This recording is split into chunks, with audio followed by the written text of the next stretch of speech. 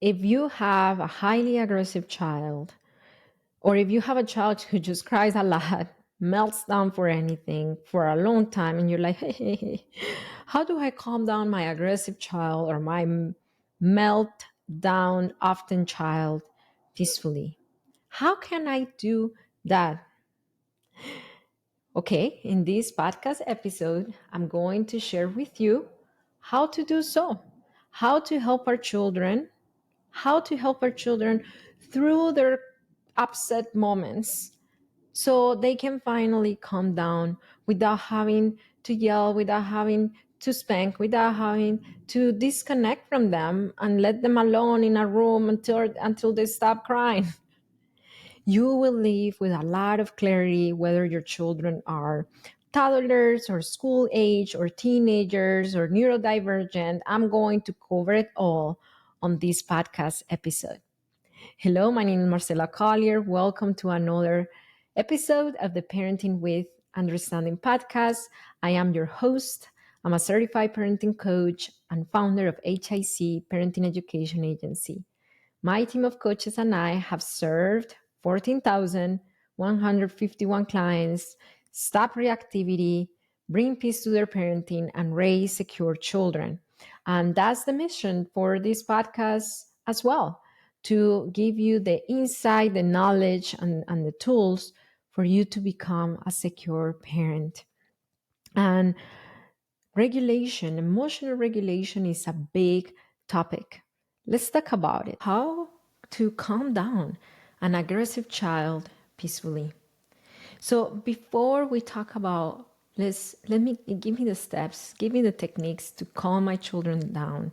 It's important to understand the why children have such a hard time managing their big emotions and calming down, because that understanding helps us be a lot more patient, peaceful, and it will help us be the secure parent that our children need at those really specific yet hard moments. So when we are upset, when we are angry, when we are anxious, when we are overwhelmed, when we are frustrated, when we are disappointed, there are many things that we want to do, right? Don't you want to punch someone on the face when you're angry at the grocery store? Or maybe that's just me. But why don't we act upon our feelings? Why don't we act upon what we want to do when we feel that anger or that big frustration? Because we have emotional regulation skills. And that's the big question, the big answer to why children have such a hard time when they are upset, why they still go to aggression, why do they have to hit or kick or yell. It's not because you're a bad parent, you are not. It's because they don't have emotional regulation skills. We need to build those skills, and their brain needs to be ready as well to access those skills. So what are emotional regulation skills? Let's set the ground first on what these concepts are so we're clear, and then we move on to the strategic aspect of what to do to help our children. So emotional regulation is the ability to understand our body cues, translate it into the language of feelings, and being able to communicate it to others peacefully. So it is the ability of understanding when an emotion hits our body and knowing what that emotion means, and then communicate it peacefully. For example, right now I feel angry, okay, and I feel in my body because my fists are clenched and my jaw is tight and my face is red. I can clearly recognize anger in my body. And I know it is anger. And then I can communicate it peacefully. I am angry, I need a minute to calm down. Or I take a few deep breaths. That's emotional regulation. But this is the thing. This is the thing. Children are not born with emotional regulation skills. Babies cannot regulate their own emotions. Yesterday, my best friend, she came with her granddaughter who is 4 months old. And by the way, she is a pediatrician. And then the 4-month-old granddaughter, she started crying. And then she said, well, it's good for them to cry because it strengthens their lungs. Okay, I was kind of following her up until she said, and because it helps them self-soothe. Let's stop there. Babies and young children are not able to self-soothe when they are that young, just because they don't have emotional regulation skills. They don't understand what their bodies are telling them. They're not able to translate it into the language of feelings, and they don't know how to communicate it peacefully. So this thing of let them self-soothe is not true. Now, I have to say, babies can self-soothe if they are content. Have you seen a baby on their bassinet or in their little playpen, just content, playing with their feet or checking out some things that they have on the crib? They are self-soothing at that moment, and they can do it when they're calm. But no children, little kids, are not able to self-soothe when they're upset. Not even older kids. So, and that's another myth. They're old enough to calm themselves down because they are 10 years old. 10-year-olds have a more mature brain, but they're still undeveloped. They're still immature. They still don't have emotional regulation skills. So what happens? Depending on the stressor. If the stressor is not big enough that overpowers their nervous system, they can self-soothe. If their stressor is big enough, or if they have a diagnosis like my 9-year-old who's autistic, or if they don't feel safe, or if they have some kind of developmental delay, if there is, or a very big stressor in their lives, maybe they're going through changes in school or relocation or through a divorce, all those things lower older kids' ability to self-soothe. So for example, we have a client, her name is Sona. She allowed me to share this story with you guys. She was having a really hard time helping her 12-year-old with her meltdowns, with her big emotions. Wait a second, 12-year-old, she's able to calm herself down? No, not with the environment that she was living at that moment. Sona is a safe parent, but they were coming out of a narcissistic, borderline abusive co-parenting dynamic and a tough divorce, and it was clearly affecting the daughter and Sona as well. So even though Sona's daughter is 12, she's not able to self-soothe considering her life stressor. So children are not able to self-soothe. Little kids and older kids, sometimes, depending on if the conditions are right, they can. If the conditions are not right, or if the stressor is very big, or if they have a specific diagnosis like my autistic son, they still are not able to self-soothe. So what happens? Let's go back to the title, how to calm an aggressive child down peacefully. They cannot self-soothe, therefore they cannot cope with their emotions, and they show it through aggression, through their bodies. But there is something beautiful called co-regulation. And don't worry, we're going to talk about coping strategies in a little bit, which is those tools to help our children cope easier with stressors. But we need to understand in which context we teach our children these skills, okay? So the context is through co-regulation. So what is co-regulation? Co-regulation is the ability of using my thoughts and actions to minimize or reduce stressors. The ability to use my actions or thoughts to minimize or tolerate stress. That's Those are coping skills. Those are coping skills. But this is the thing, let's go back. Because children cannot self-soothe, they can only apply those coping skills through co-regulation. So co-regulation is borrowing our calm or lending our calm to our kids. Yes, they're borrowing our calm. We're lending our calm to our kids. I'm a second language learner, so sometimes those words get mixed up for me. That's basically co-regulation. So in that order of ideas, our children's biggest emotional regulation tool is us.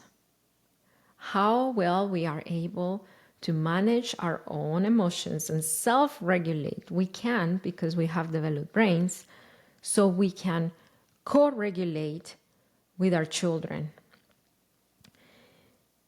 We need to have the skills to self-regulate so we can tap into co-regulation with our children.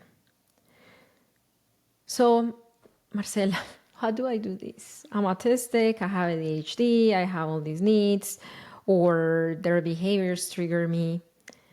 It's important to put our oxygen mask first, even if that means them having to cry for a little bit while we put our oxygen mask first, if we don't have the option of accessing another adult to help us in the meantime. So yesterday is a clear example of that. My 9-year-old, he usually has a hard time with hygiene activities just because he's autistic and he has high sensory needs. So of course, he was running away when it came to the time of brushing teeth. His twin had no problem brushing his teeth, but I cannot compare him to him because his twin doesn't have autism, he doesn't have sensory needs, and my son, he was not having it. So I spent 20 minutes, it was a long time, guys. It seemed to me like a long time. I spent 20 to 25 minutes convincing my child to brush his teeth when finally, he allowed me to. So he still has braces and things, dental work going on. So I have to help him, right? Plus his motor skills, his gross motor skills are not that great. He doesn't do a good job. So I do it. I was brushing his teeth, and by that time I was already a little escalated, a little frustrated just from the 20 minutes trying to get him to brush his teeth.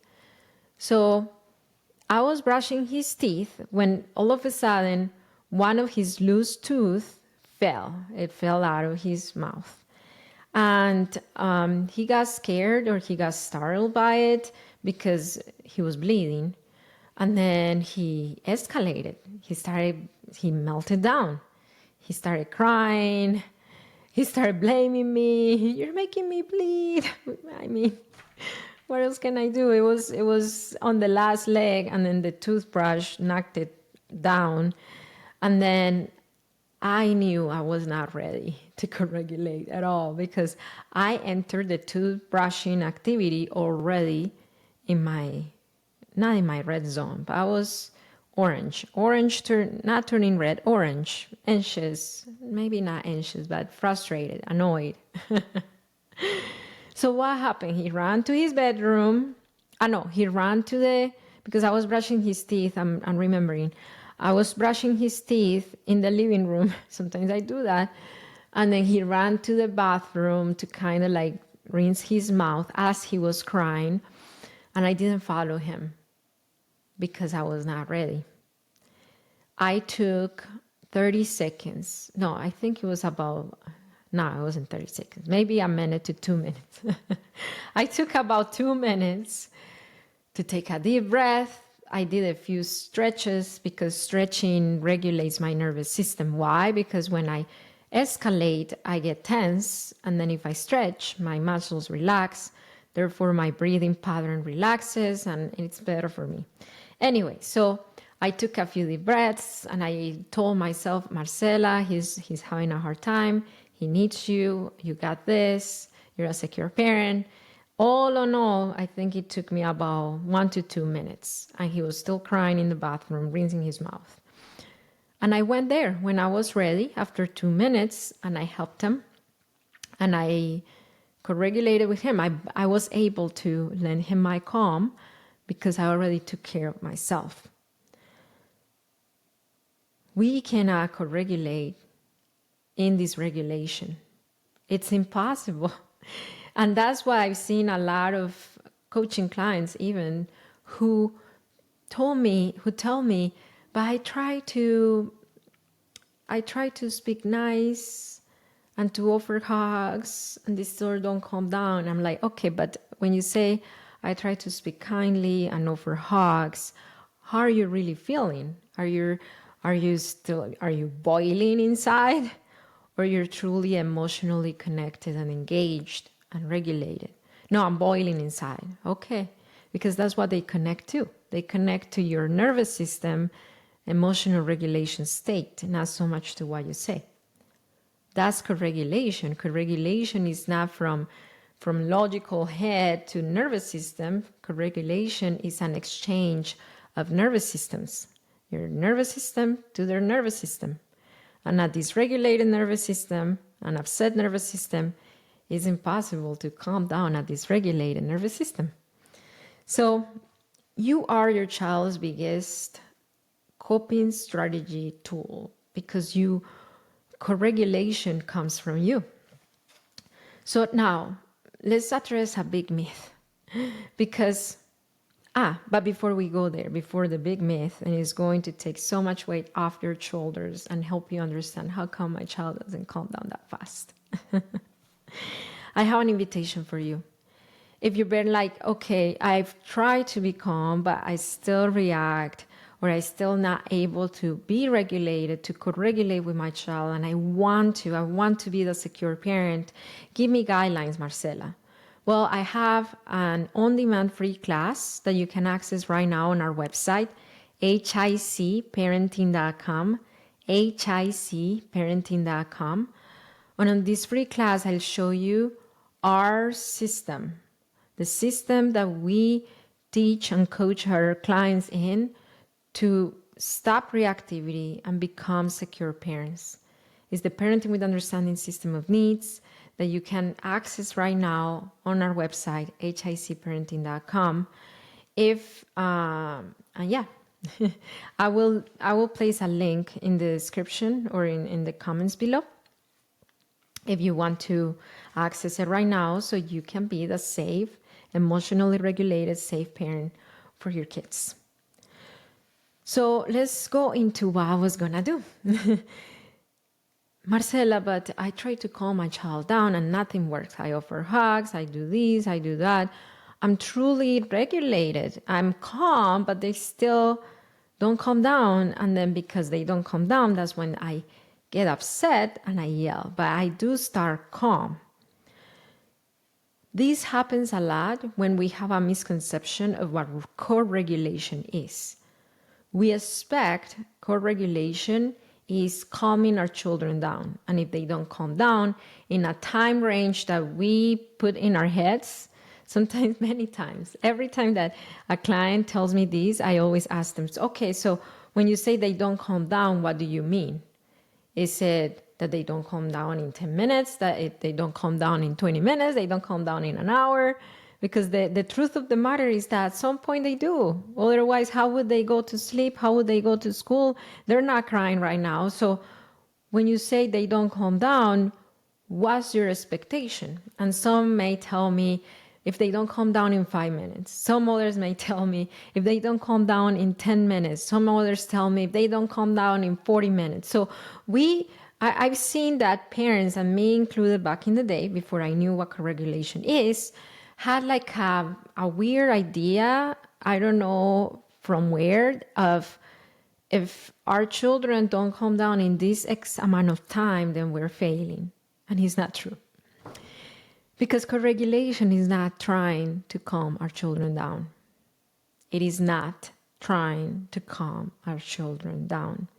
Co-regulation is being a safe presence through our children's dysregulation.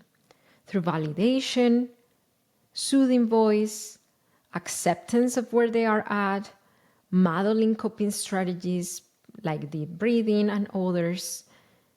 So we are with them through their dysregulation, the time their nervous system takes to calm down. There are some more resilient nervous systems that their children calm down faster than others.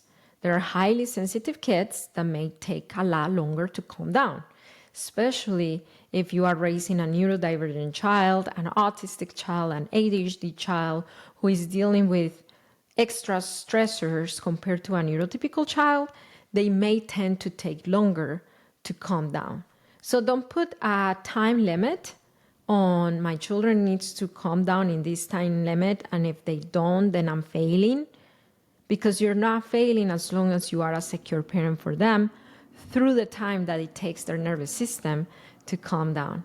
They cannot even control that process.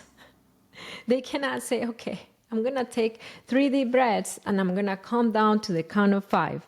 They cannot do that. They cannot tell their nervous system, okay, nervous system, you need to shut it down now. That's more like the expectations from traditional parenting. They expected us growing up to stop crying when they told us to stop crying, and we did, but we did not calm down. We just stopped crying. We shut down pretty much, right? So we don't want our children to shut down and stop down their emotions, and they still feel dysregulated but not able to cry or to express themselves. We want our children to truly feel that they are calming down with us, and it takes a while. Even for us adults, it may take a while sometimes. You know what? I have an adult child right now, and I noticed that as he grew up, he took longer to calm down. Sometimes when he was a teenager, he's not a teenager anymore. When he was a teenager, sometimes he was mad for the entire day. Whereas when he was 9 years old, he was able to get over it a lot quicker. So it doesn't have to do with brain development either, but with other complex things happening in a child's lives, right? The problems that a teenager is facing, thinking soon I'm going to be on my own. What am I going to do? I need to be accepted by peers. I need to learn to manage money. I need to start working. Like all those things and stressors are not things that little kids are living. Dating, all those things are stressors for young people. So it's not that they will calm down faster and quicker when they mature more. They will be able to manage their calm down process, their regulation process in a more mature way, even if it takes them longer or shorter, whatever it is, to calm down. And that's the point of teaching our children coping strategies. So let's talk about this for a little bit. And this is, by the way, this is part 1. I'm going to do a part 2 where I'm going to be in depth talking about different coping strategies that has worked for me and for my clients. But on this class, I wanted to give you an overview of what coping strategies are, emotional regulation skills are, myths around helping our children calm down peacefully. Okay, so let's go back to we are our children's biggest emotional regulation tool. And if you heard a little noise, that was my water. I'm about to drink water right now. Number 1, pay attention to your body and your voice, your tone of voice. If you are dysregulated, take care of yourself. Check your mindset. Sometimes we get dysregulated because of judgments we may have about ourselves and about our kids. Example of a judgment. If my child doesn't calm down in 10 minutes, then I'm failing as a parent. That's a judgment based on I don't know what, some kind of expectation that you place on yourself. So check those judgments and root yourself in the truth that your job is not to calm your children down, is to be their safe presence through their dysregulation until their nervous system calms down. If you are dysregulated, then take care of yourself. Whatever thing helps you. For me, it is stretching and taking deep breaths and having distance.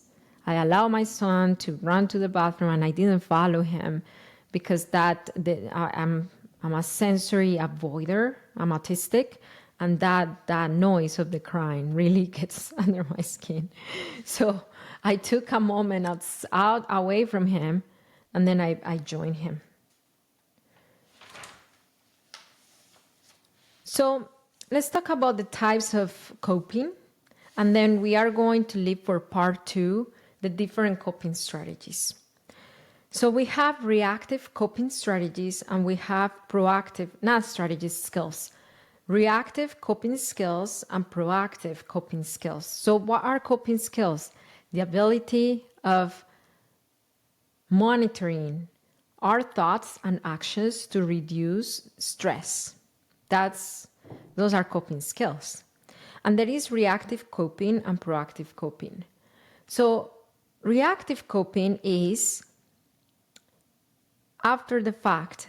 Once I'm upset, what can I do to monitor my thoughts and actions and reduce stress? Remember, our children cannot do that on their own because, again, they don't have emotional regulation skills.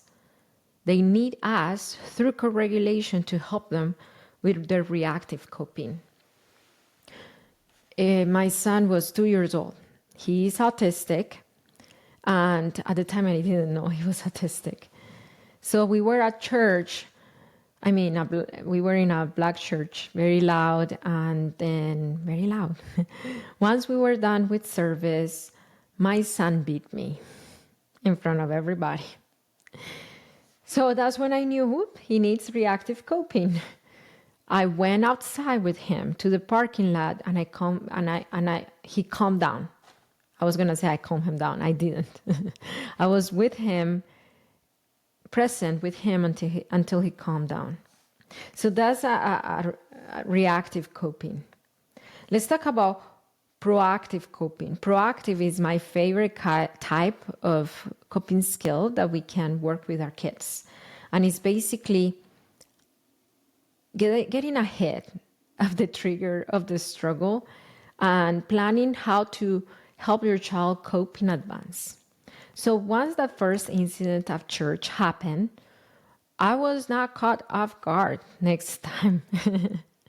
Next Sundays, I made sure we were not in the front. We were kind of to the side, to the back, and I gave my son multiple breaks. And then during praise and worship, we were in the cafeteria because it was a little lower. It was not as loud, the music. And he did very fine. He did very well the rest of the time that we were in that church. So that's proactive coping. It is important for you to understand your children's needs and their triggers. And this is a big work. It's not an easy job. It's one of the biggest things that we develop in our clients, in our coaching clients in HIC Parenting, is their mindset skills, which is the ability of understanding their children's needs so they are able to anticipate their children's needs and help them proactively cope with their stressors. When that happens, meltdowns reduce, tantrums reduce, and frustration reduce on both ends, your child and yourself as well. And then this is something that we do with our clients in coaching. Sometimes it takes a few weeks, sometimes it takes several weeks, depending on the case. But once parents have mindset skills, it helps them tremendously. They feel that they can finally go outside with their kids to the park, public places. They can finally be in family gatherings because they're not just reacting to their children's stressors, they're proactively responding to their children's stressors and not seeing as many meltdowns. So that's what I have for you guys. My encouragement for you is to think about different reactive and proactive coping skills that you can use with your child, remembering co-regulation when it comes to helping your child with their stressors. So this is what I envision. Just write down your children's stressors, and then next to it, write down a proactive coping strategy or coping skills. If you've been listening to the Parenting with Understanding podcast for a little bit and you're like, hey, I've been learning a lot of stuff. This is good stuff. This is good stuff. That's the sign to do two things. To share with a friend right now, send it to one friend. Let them know, hey, maybe this will help you help your child. Or maybe it is your spouse, or maybe it is your mother-in-law. Many times our relatives will listen to third parties and before us. So send it to one person. It will bless their day. And number two, would you leave us a positive review? Just open the description of this podcast episode, scroll down, write a positive review. Let us know how it has helped you in your parenting. Hopefully 5-star, and that will help us get to more parents. And remember that it only takes understanding of yourself and your children's needs to raise secure children. See you next time.